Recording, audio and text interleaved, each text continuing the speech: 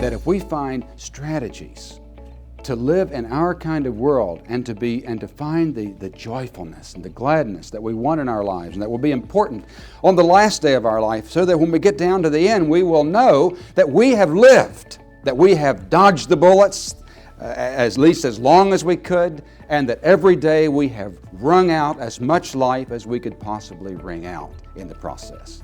Hello again, everybody. This is Heartbeat, the podcast, featuring insight and teaching from the more than 50 years of work done by Landon Saunders. Today's episode rejoins Landon and his presentation to the Miami Herald team in the early 90s in the wake of Hurricane Andrew. Now with part 2 of How to Survive in a World That Breaks Everyone, here's Landon. The second really important question in a world like this is not only how to be in the world, but how to be with others. How to be with others. Now, a strategy for that one is, and again we're borrowing a line from Rilke, learn to love the difficult. Learn to love the difficult. Somehow I've got to find a way to accept the Andrews that blow through my life. And I've got to find a way to let those things that are unpleasant nurture me, just like the pleasant things do. We can live thinking that the worst things that happen to us won't nurture us. I want to tell you, I wouldn't have had a heart attack for anything in the world, but I did. My task was, would that nurture me? And it did. Because it gave me a chance up close. I got shot at. I had a chance to pull up the stake. I got a chance in a brief moment to think about what's important to me. Maybe that's what led me to this one. How to be with others, learning to love the difficult. In Spain, I was in a restaurant and it had a sign on the wall, 6-course meal, 4 cents. And I asked one of the waiters, I said, how do you do that? He smiled and said, we waste nothing. I guess that's what you do it. Well, in life, if I can somehow take all of my experiences and waste nothing, I don't want to waste the heart attack. I have a friend who visited a woman who was dying with cancer in the hospital. He went in and he said, he didn't say, how are you? That'd be a non-question, wouldn't it? If you're lying there dying.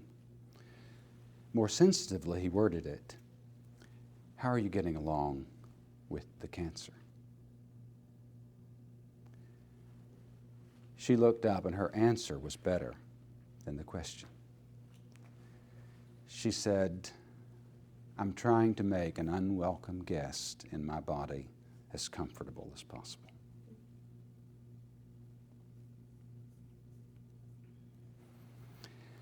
How to be in the world, how to be with others, learning to love the difficult.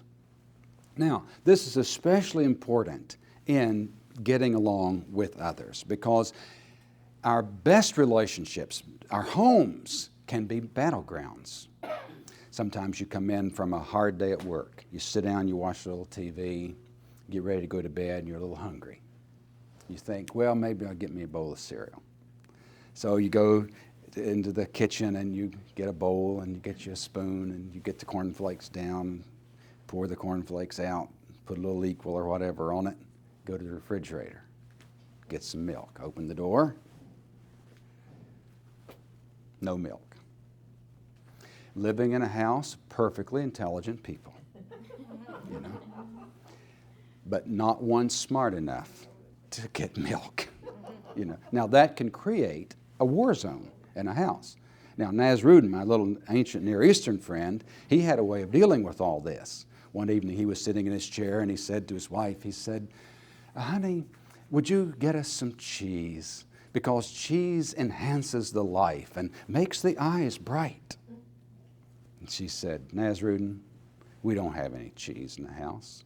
Oh, he said, that's wonderful, because cheese is so hard on the teeth and gums. She said, Nasrudin, which of the lines am I supposed to believe? He said, well, if there's cheese in the house, the first one. If there's no cheese in the house, the second one. So the next time you look up and there's no toilet paper, well, you'll have a strategy for dealing with that. Learning to love the difficult. Relationships, as we said early, don't work very well, but they're important. And so I have to give them a sort of extra measure of importance in my life and really invest in them, or I'll lose them. I may lose them anyway, because they always takes two. That if we find strategies to live in our kind of world and to find the joyfulness and the gladness that we want in our lives and that will be important on the last day of our life, so that when we get down to the end, we will know that we have lived, that we have dodged the bullets at least as long as we could, and that every day we have wrung out as much life as we could possibly wring out in the process. Landon will be back in just a moment. But first, we want to encourage you to visit our website, thisisheartbeat.com. You'll find additional information about Landon's work and resources that are also available. That's thisisheartbeat.com. Now, let's get back to Landon. The third question is what to create in the world. What to create? I think it's a human being's most central attribute. There's an old woods craftsman on the West Coast, south of San Diego. His name's Sam Maloof. He's one of the world's greatest workers with wood. He'll carve out a rocking chair that may go for $18,000 or $30,000 or $100,000. That it's astonishing what he can take those old gnarled hands and what he can see in a piece of wood and get out of it. And he's became such a genius that he became a MacArthur Fellow. And as MacArthur Fellows are all being interviewed and to try to figure out what is this stuff that's called genius, they went to Sam Maloof and asked, how do you do this? Where does this genius come from? They wanted to go back into his childhood and parents and look at all this. And old Sam just looked up and said, well, he said, you know, I just get up in the morning and said, I try to be a good feller. The interviewer said, yes, good, that's fine. Now, but where did you learn to work wood like this? He said, well, he said, you know, he said, I get up and he said, I try to be a good husband, try to be good to my family, try to be a good neighbor. And the interviewer was getting a little more exasperated and said, I know, but this genius that you have, you know, where does it come from? And he tried again and he scratched his head and he said, how can I put this? He said, I just get up every day and I try to aim myself true. Isn't that a quaint statement? Now, what's that mean? Aim yourself true. Castaneda in the Don Juan Tales says to human beings, follow the way that has heart. I don't want to get up and go through my days that I can't put my heart into. Follow the way that has heart. That's why there are two critical moments in your day. The first one, I think, is in the morning. And I'm not talking about another thing to put on your list in the morning. I'm talking about something that takes that long. But in the morning, before we leave the house or apartment or condo or wherever we are, we need a moment that gathers together all of our life and decides in a split second what I want to be that day. Not a to-do list as much as a to-be list. It just takes a moment, the kind of human being that you're creating that day.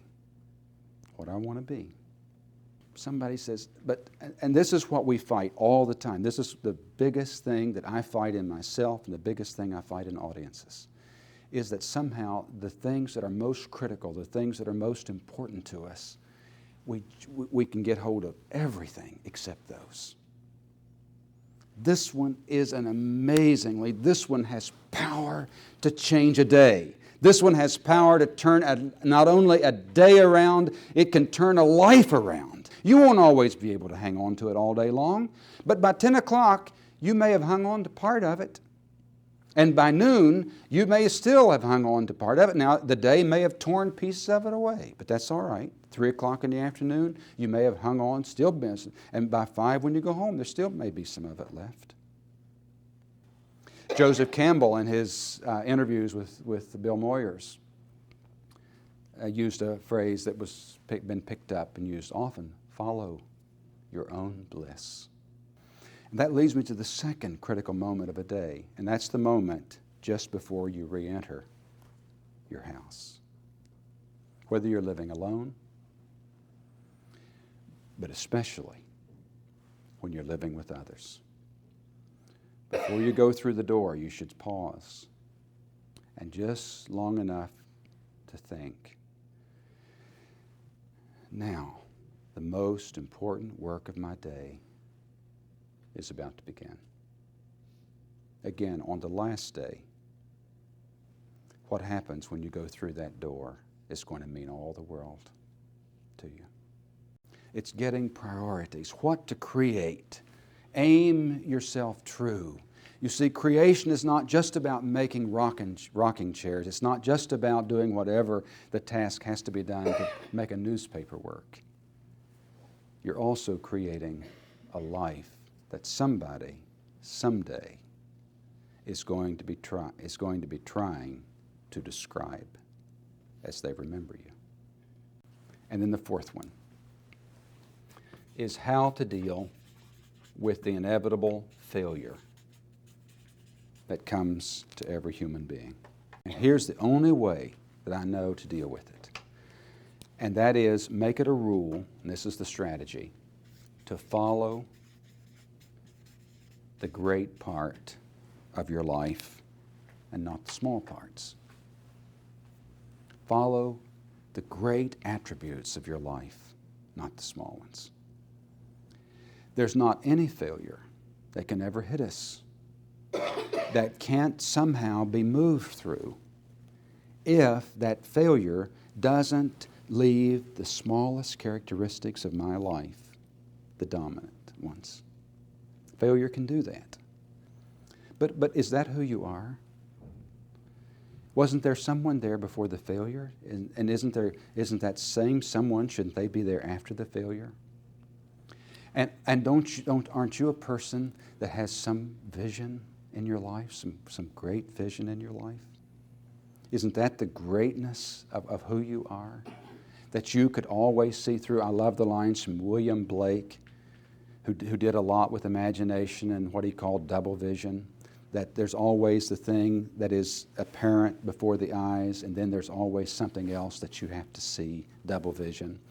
He said, for double the vision my eyes do see, and double vision is always with me. With my inner eye, 'tis an old man gray. With my outward, a thistle across my way.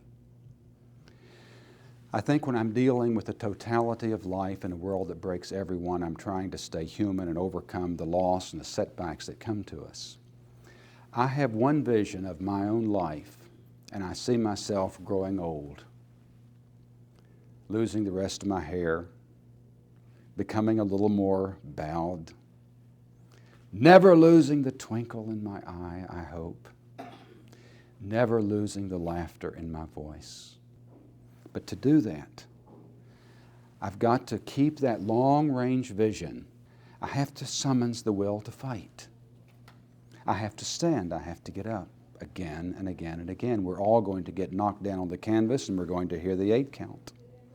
But we have to somehow find the strength to rise again. The capacity for great vision, the capacity for love, for kindness, for compassion, for generosity. These are all great attributes of a human being, great attributes that are in all of us. And if I set my sight on those, if I concentrate on being that kind of person, I think I'll stay human. And I'll tell you one thing, and I know this one by experience, that when I use my life sort of in this more whole way, when I'm thinking long range as well as short range, learning to be with others, if I get all these things together so that I have some energy left to encourage you, because all the others are experiencing this life hard as well. And so if I can somehow find a way to be an encouragement, I want to give you something every day. I don't want to live a day in which I don't give something back. And so sometime during the day, I want to make it my policy. I want to give somebody something. I want to give them a compliment or give them a gift. Give them a word of encouragement. Constantly giving something. And then, in the last 5 minutes of your life, what I know for certain is that every person you've ever encouraged will be there. Those who aren't there in person, all their faces will be there. And we started out with that sort of direful view of life. But what you're called on to be and what I'm called on to be is to stand in the midst of a world in which the trees and the houses are being blown away. Things that we treasure are being blown away. But we've thought it through. We know what kind of world it is. And we've decided to be one who will be able to stand up and to be there for ourselves and for others. And then on your final day, nobody will doubt that your life was lived and lived well. Thank you for joining us today. This podcast is produced and made possible by Friends of Heartbeat, who invite you to visit the website thisisheartbeat.com, where you'll find additional information about Landon's work and other materials that are available at no cost. If you enjoyed today's material, we invite you to rate, follow, and review the podcast wherever you get your material. It helps as others begin to seek the same kind of information. And of course, we hope to see you again next time on This is Heartbeat, the podcast.